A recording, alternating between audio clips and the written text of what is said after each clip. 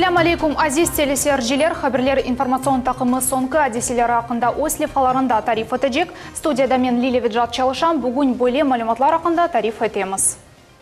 Devlet Думада Қырымда вяқярда милли сиясет өмірге кечірілу стратегиясыны музыкере еттілер.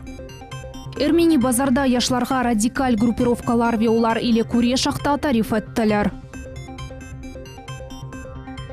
Сақ районын Митяева көйінде яшаған ватандашымызның евы янгынға ұғырады. Шымды обызым ярдымға мұқтач.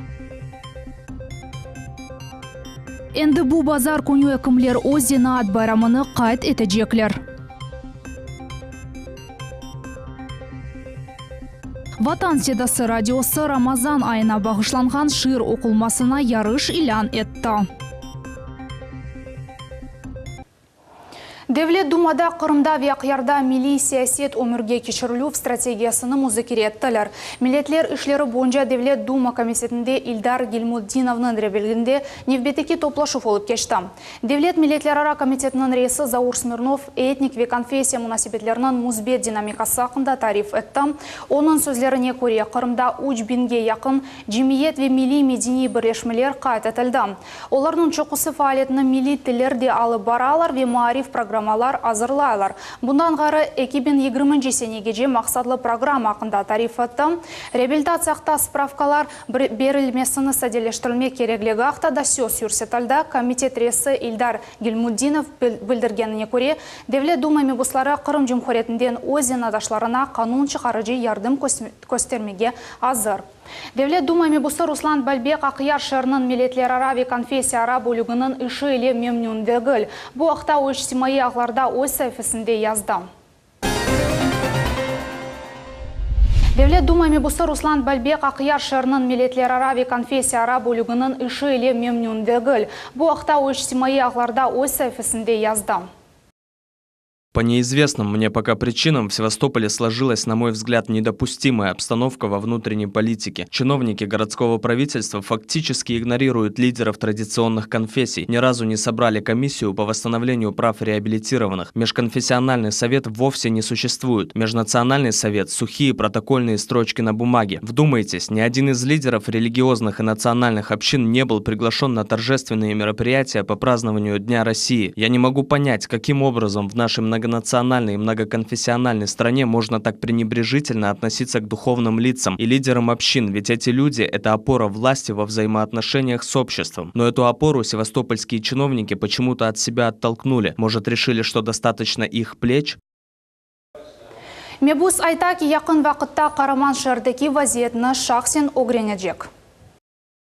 Думаю, в ближайшее время я с этой позорной тенденцией разберусь. Прибуду в Севастополь в составе выездной комиссии как председатель подкомитета по законодательному обеспечению реализации государственной национальной политики в Республике Крым и Севастополе и постараюсь заново спаять разорванные звенья межнациональной цепочки. И впредь буду особо следить за ситуацией в городе русской военно-морской славы Севастополе, который защищали одинаковой храбростью и русские, и украинцы, белорусы, крымские татары, евреи, таджики, узбеки, дагестанцы, грузины. И, пожалуй, не хватит моего поста, чтобы перечислить все народности, которые здесь отчаянно дрались за каждый кусок нашей русской земли.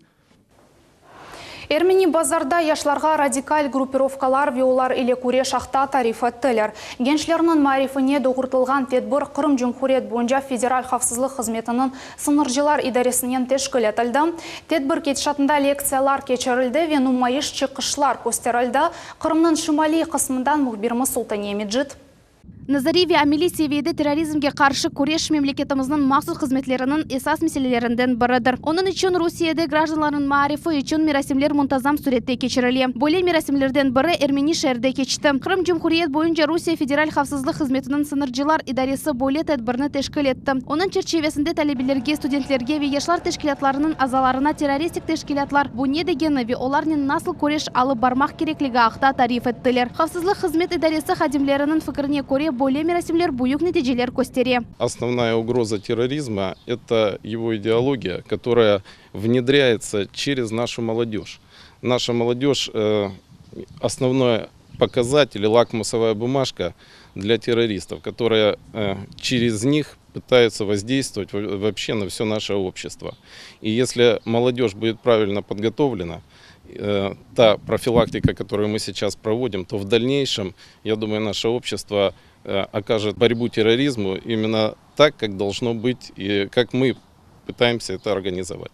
Программанын бірінші басамағында Эрмени базар химик санайы колледжінде лекциялар кешірілді. Анда балаларға терроризм мәселесі ақында тариф еттілер. Қайдетмелі ки бүгінгі күнде Русияда 27 террористик тішкілет ясақ етілді. Шунын үшін махсус қызметлер бойлем рәсімлерінің мұнтазам кешірмеге ниет етелер. Есть возможность совершенно бесплатно детям, подрастающему поколению участвовать в таких мероприятиях. Потому что по факту раньше такого никогда не проводилось, ими никто не занимался. А тут, пожалуйста, нас привезли, нам лекции прочитают, то есть мы покатаемся на БТРе, посмотрим выступления, очень интересно. И, возможно, кто-то из наших ребят, вместо того, чтобы пойти в какую-то преступную деятельность или еще куда-то, пойдет как раз-таки в органы правопорядка или еще куда-то. То есть мы очень рассчитываем на такие профилактические мероприятия на самом деле. Екінші басамақта нумайыш чықышлар олды. Яшларынан бір қызмет объектке алып кеттілер. Вианда террористлер или алып барылған күрешні көстерділер.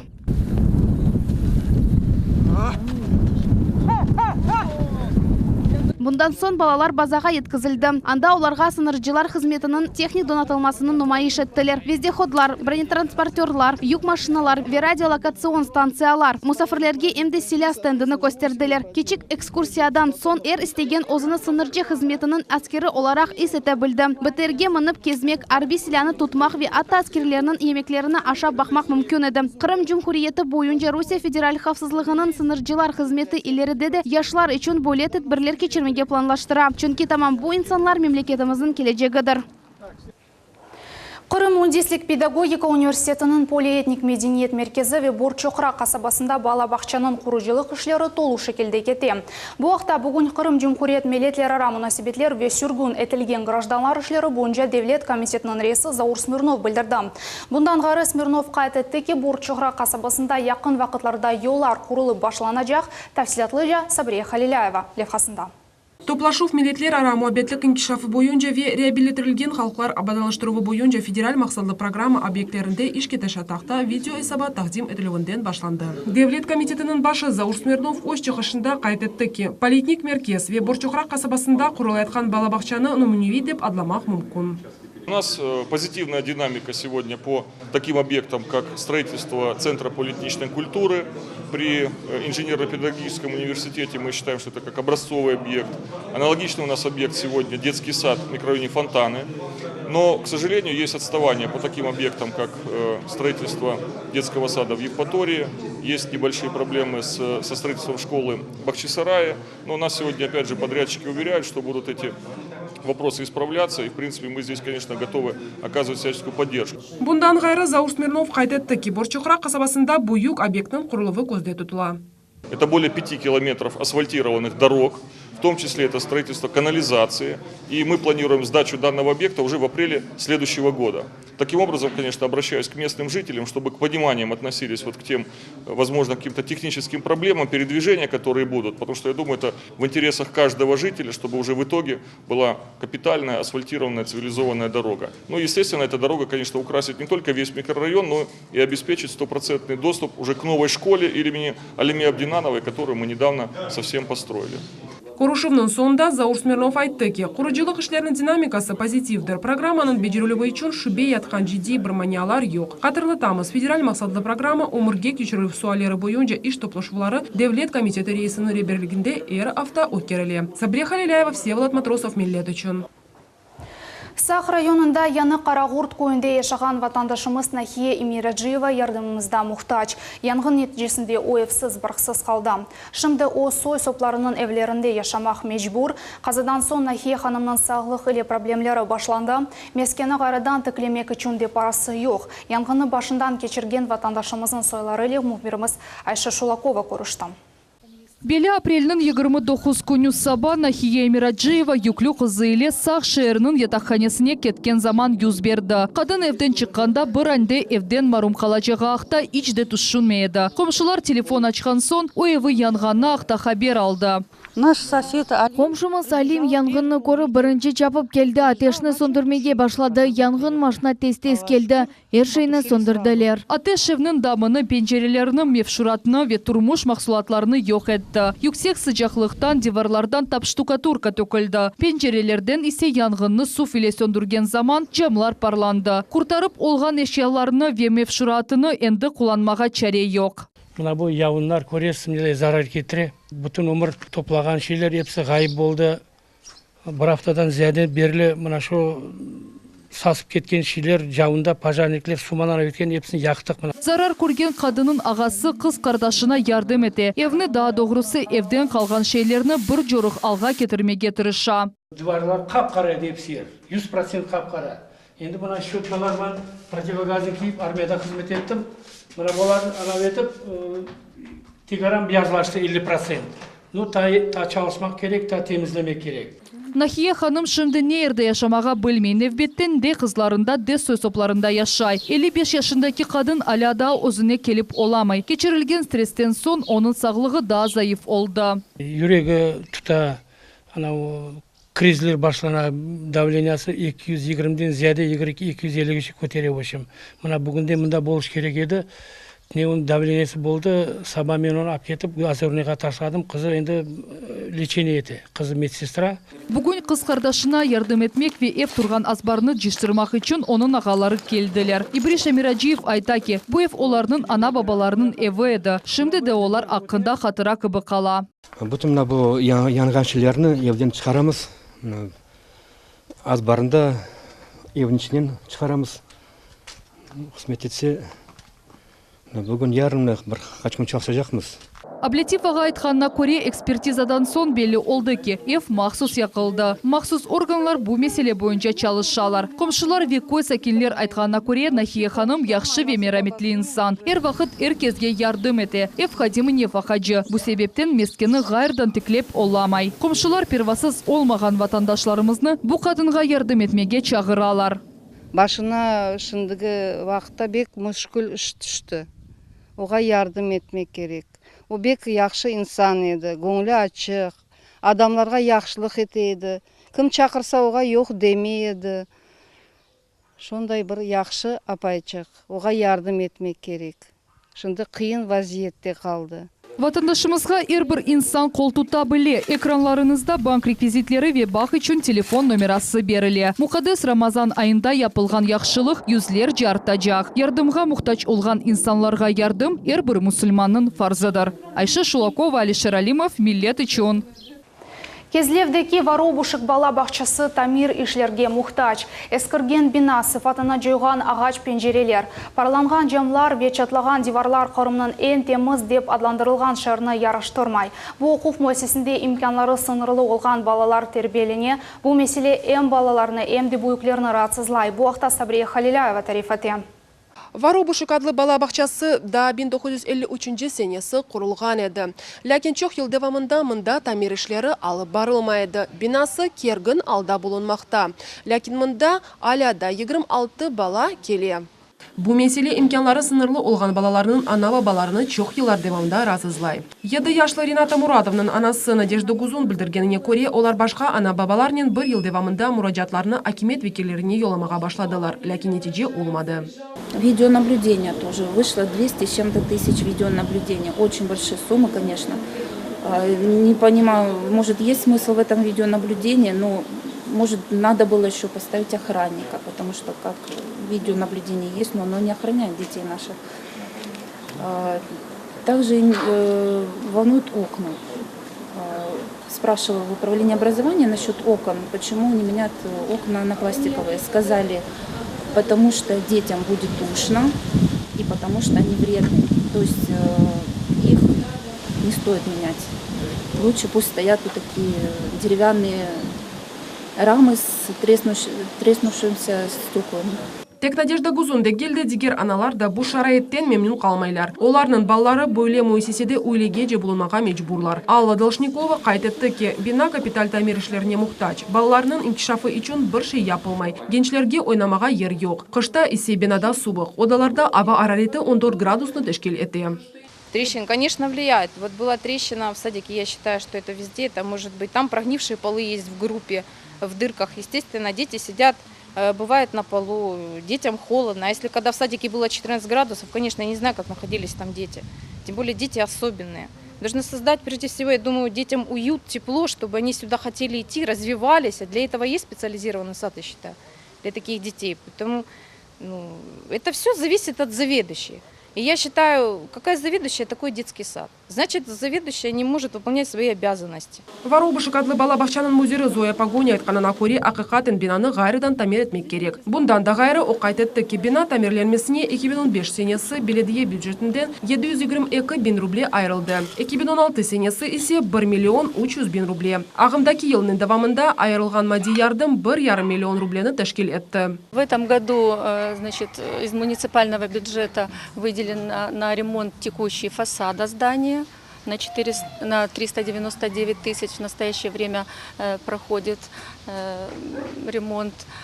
На компьютерную технику, мы планируем еще поставка, заключен договор на поставку детского игрового оборудования на площадках будет установлено, очень красочное, яркое, новое.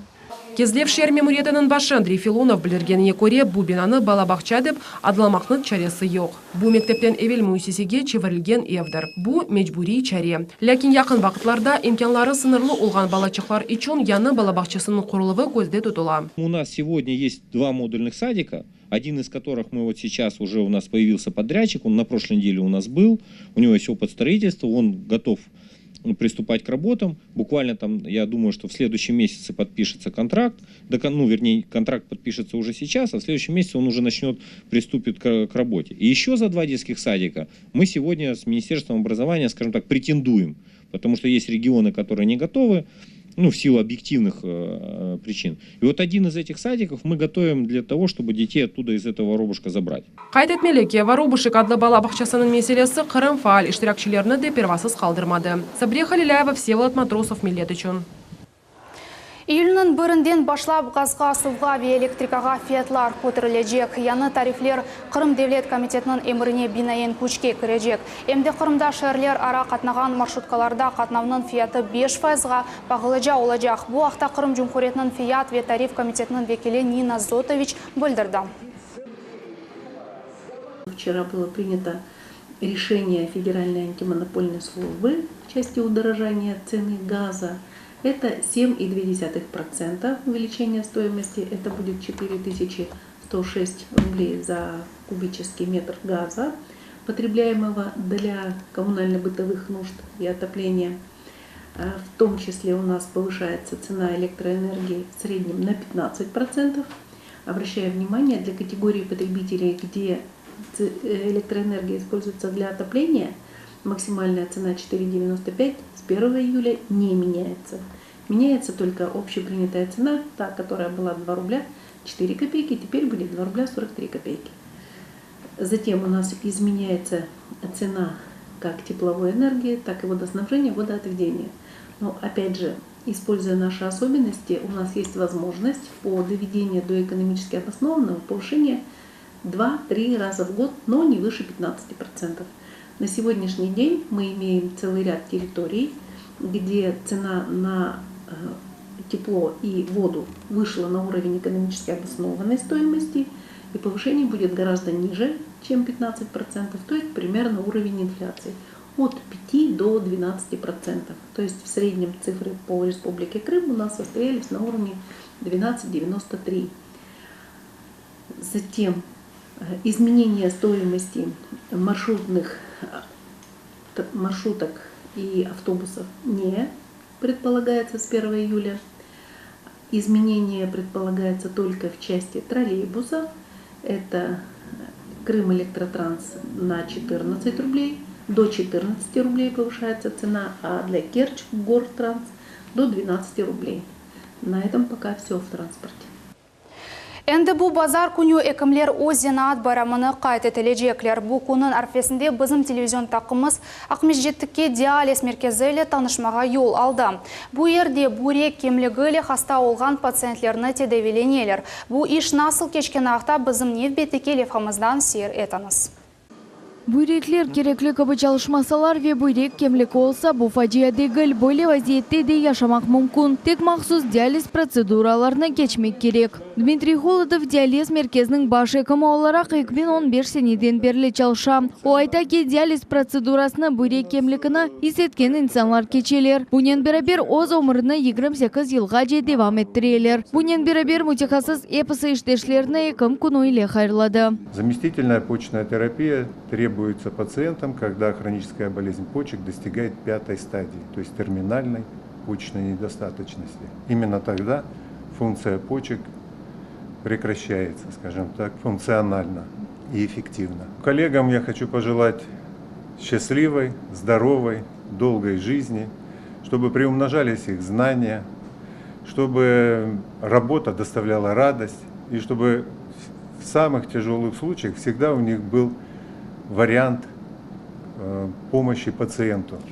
Диализ бөлігінің елбашчысы Гүлнара Низамованың айтқанына көре хасталарының өміріні девам еттермек үшін меркез деманеви техника ile донатылған. Олар артерия қан басымыны незарет ете ве инсан вүжудында артқа чолған шынгеллікті yok ете. С переходом Крыма в Россию проблема с диализными местами разрешилась. И вот на сегодня в составе диализного центра «Крым» функционирует 2 отделения. Это первое отделение, в котором вы сегодня находитесь, это город Симферополь. И второе отделение, это в городе Керчи. Наши центры, они оснащены новейшим оборудованием. Это аппараты для проведения диализа, аппараты искусственная почка 5-е поколение. Хасталарының сағылғарына бұл ерде нефролог әйкімлер, емшірелер, незарет етелер. Мамет Ибриште бейхадым, о бұл ерде 4,5 саат девамында пациентлерінің сағылығына да қатлы ола. Подготовка аппарата, это его заправление, промывание, полностью, чтобы пациент уже мог подключиться и провести вот эту процедуру диализа. Также в наши обязанности входит это подключение пациента. В течение 4,5 часов мы должны следить за их состоянием, за давлением, сердцебиением, за всеми показателями, что есть на мониторе, и постоянно интересоваться их самочувствием. Хасталар өзлері де бойле меркез олғанындан пек мемнюлар Фахри Меджетов 1,5 ел девамында гемодиализ процедурасына қатнай. Еркезге бұйық тешеккүрлер білдіре. Меліш, çok şükür Allah'a yaxşı olduk. Allah Teala bir fırsat verdi. Bu center peyda olgandan sonra işte men gibi hastalık adamlarga işte gayerden fırsat oldu davalanmaya. Nazlı aytayım. Hekimler hepsi yaxşı. Her vakit hazırlar yardım etmeye. Медсестралар olsun, медбратлар olsun. Хасталардан бірі Зоя Островская эпсы тебе хадимлерні зенат күну иле хайрлады. Здоровье, в первую очередь, здоровье всем медикам и сестерочкам. И вот момент при мне уже пришел на стажировку. Отличный парень, хорошо зарекомендовал себя. Справляется вообще отлично. Бұл мерkezде сасода су азырлану фодасыдыр. Су не қадар теміз олса, инсан вүжіді да о қадар гүзел темізлене. Водоподготовка происходит в 3 этапа. Первый этап вы можете заметить в виде отстойников в баке. Тут то есть подается вода непосредственно, задерживается, и осадок как бы очищается. Вторая часть у нас проходит с помощью 5 колонн. То есть грубой очистки, то есть песок кварцевый, потом угольная очистка и обмягчитель солевой. После этого происходит 3-й этап, то есть непосредственно модульная часть, обратный осмос. Экім зенаты бізім яшайшымызда талап етілген ве муим ерні ала. Бұл іште хата қачырмақ мүмкін дегіл, чүнге бұл инсанның омырынен бағлы. Бұл күн тіби хадимлерге урмет ве итибар білдірмек үшін тешкіл олынды ве тақвимде айры ерні ала. Алимек Айбулаева, Дем Исмаилов, Миллет үшін. Ватан седасы радиосы Рамазан айына бағышланған шыр оқылмасына яры шылян етті. Бүгін тәшкілетчілер Мұқадес айының 3-ші афтасының нәтижелеріні чықардылар ве эпосы іштиракчыларыны мүкафатлар ile тақдирледілер. Бұл аквапарк, дельфинариум, крокодиляриум, тайған сафари бақшасына билетлер. Балалар шырлер азырладылар ве бүгін оларны оқыдылар. Келді бізге Рамадан, қубана анам, бабам, қартанам ве қартбабам, қардаштығым ве ағам. Мен жемеге барамын, Аллахқа ялварармын. Намазымны эткен соң, дубаларны япармын. Ярыш Мубарек Рамазан айының сонunda қадар девам етежек іштірак етмек үшін ВКонтакте ijtimoiy ағның группасына аудио язуыны йолымақ керек. Ватан седасы радиомыз сізлерінің язуларыңызны беклей, бұл иляхи, шиыр, яда дуа ола біле. Рамазан айының сонunda Ватан седасы соңғы нәтижелеріні чықарajaq ве эпосы іштіракчыларына бақшашлар иле мүкафатлайжақ. Илянға кечеміз июнь 24 күні саат 11-де Улы Өзен көйінде көйдішлер күрішіві олып кечежек. Бұнен беребер күрішівге әмде Құру Өзен, Тувақ ве Күчук Өзен көйінің сакенлері девет етелер. Шымділік бұл эпосы малюмат, яны вақылар ақында дайыма хабердар олыңыз весат 20-30-да кележек хаберлер информацион программасыны Нариман Тарсинова иле қачырманыз. Янымыздан сон есе жанлы эфирінде Мераба Рамазан лейхасының чықышын сейір етмеге теклиф етеміз, біз іле олыңыз.